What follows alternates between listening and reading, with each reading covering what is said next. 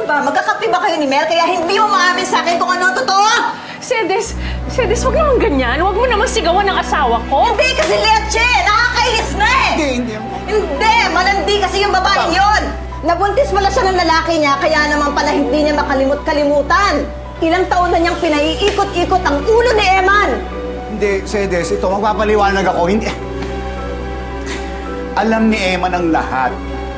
Bago sila magpakasal, bago sila magkakilala, nabuntis na si Mel ni Dean. Ngayon mo lang kasanap yung babae niya dito, pagkatapos ngayon buntis na? Ikaw hindi kita kilala. Pero sigurado ka ba na yan dinadala mo sa anak ko? Kasi parang kailan lang kunikwento niya sa akin na nililigawan ka pa niya, pagkatapos ngayon buntis ka na? Matagal na ho kami ni Melanie. Magtatatlong buwan na ho kami. Hindi ko lang ho sinasabi sa inyo. Teka kuya, imposible mangyari magbuntis yung Melanie. Kakakilala lang nila, di ba? Saan pa? Ano yung parang narinig ko kanina na pinag-uusapan ninyo na parang hindi si Eman yung tatay yung dinadala ni Melanie? Ha? Wala ko Pagsabi ko na totoo, Wala bakla po ka? ako sinabing ganun. Mali lang po kayo nang narinig. Oras na malaman ko na yung dinadala mo ay hindi kay Eman. Sisirain ko ang buhay mo. Kaya pala. Matagal ko nang nararamdaman eh. Talagang may mali dun sa relasyon na yon.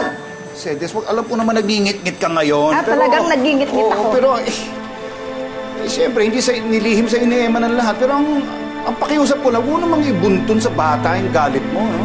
Oo nga naman, Sedes. Huwag gagawin yun kasi wala namang kinalaman yung bata eh. Tama. Kahit hindi mo kadugo yun, apo mo pa rin yun. Mahal na mahal mo pa rin yung batang yun. Ikaw lang palaki nun, di ba? Oo nga, Sedes. Teka nga muna, magkaliwanagan tayo ha. Bukod dito kay Lawrence, ikaw LV, at ikaw Mars! Sedes, Ano ba? Matagal niyo na ba ako niloloko kayong tatlo? Niloloko niyo ba ako? Sedes! Ano to? Nagkakagaguhan na ba tayo? Sedes! Sedes! Nagkakagaguhan na ba tayo? Ano ko? Tanga! hindi naman. Hindi naman.